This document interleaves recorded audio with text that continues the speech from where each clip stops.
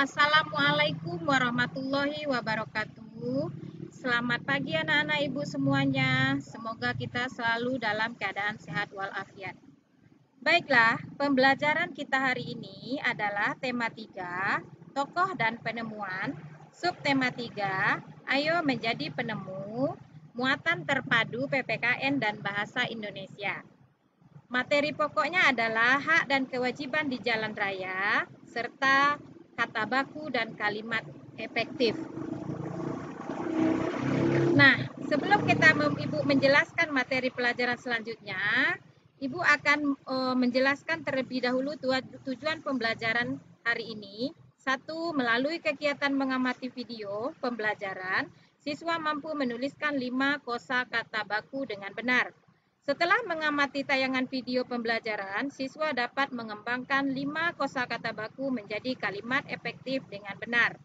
Setelah mengamati tayangan video pembelajaran, siswa dapat memilih 5 contoh tindakan yang menunjukkan tanggung jawab dan hak dalam kehidupan sehari-hari dengan tepat. Setelah mengamati tayangan video pembelajaran, siswa dapat membuat 5 cerita pengalaman diri tentang tanggung jawab atas hak dan kewajiban dengan tepat. Baiklah, kata baku dan kata tidak baku. Kata baku adalah kosakata yang penulisan telah sesuai dengan pedoman umum ejaan bahasa Indonesia. Sedangkan kosakata tidak baku adalah kosakata yang penulisannya tidak sesuai dengan pedoman umum ejaan bahasa Indonesia. Kosakata baku wajib digunakan dalam tulisan atau percakapan acara-acara formal. Sementara kosakata tidak baku itu dalam kegiatan tidak formal, contohnya dalam kegiatan bermain sehari-hari, dalam menulis surat untuk teman sebaya, ya, atau dalam kegiatan di rumah anak-anak ibu sekalian. Berikutnya contoh kosakata baku dan tidak baku. Di sini anak ibu bisa lihat tayangan ibu. Di sini ada tidak baku dan di sini bentuk kata bakunya. Contohnya azan, dalam bentuk bakunya adalah azan. Berikut adalah kalimat efektif. Kalimat efektif adalah kalimat yang dapat mewakili pikiran penulis atau pembicara secara tepat, sehingga pendengar atau pembaca dapat memahami pikiran tersebut dengan mudah, jelas, lengkap seperti apa yang dimaksud oleh penulis atau pembicara. Kalimat efektif mengungkapkan gagasan sehingga mudah dipahami. Nah, kalimat efektif ini hemat dan tidak menuliskan kata-kata yang bermakna sama. Anak ibu bisa lihat di sini contohnya, ya, para tamu-tamu duduk di kursi. Ini adalah kalimat tidak efektif. Bagaimana bentuk efektifnya?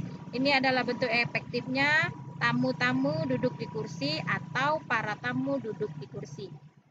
Berikut contoh membuat kalimat efektif. Ya, kalimat tidak efektifnya, para murid-murid mendengarkan azan dengan tenang. Di sini kata bakunya adalah azan. Yang membuat kalimat ini tidak efektif, anak ibu bisa lihat di sini. Nah, bagaimana bentuk efektifnya? Bentuk efektif kalimat efektifnya adalah para murid mendengarkan azan dengan tenang atau murid-murid mendengarkan azan dengan tenang.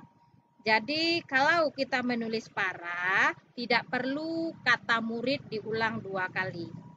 Begitu juga dengan contoh soal yang kedua ini. Baiklah, kita masuk materi hak dan kewajiban di jalan raya.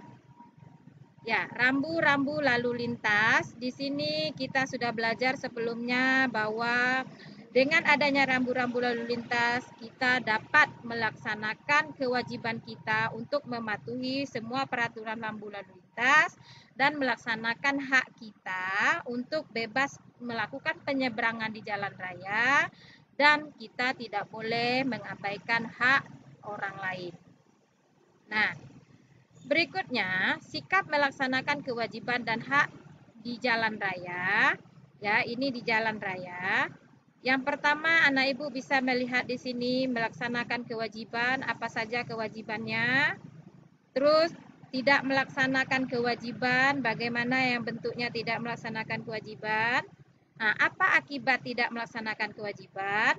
Ya, yang jelas kalau kita melaksanakan kewajiban mengikuti rambu-rambu lalu lintas.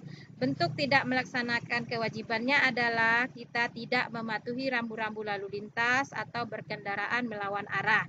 Nah, apa akibatnya? Akibatnya akan mengakibatkan kecelakaan. Kecelakaan dapat merugikan diri sendiri dan orang lain. Berarti kita juga merusak hak orang lain. Anak-anak Ibu, sekian dulu kita belajar hari ini. Anak Ibu silahkan mengulang kembali pembelajarannya, buka kembali buku siswanya. Ya, Ibu mengharapkan anak-anak Ibu dapat mengerjakan latihan soal di Google Classroom.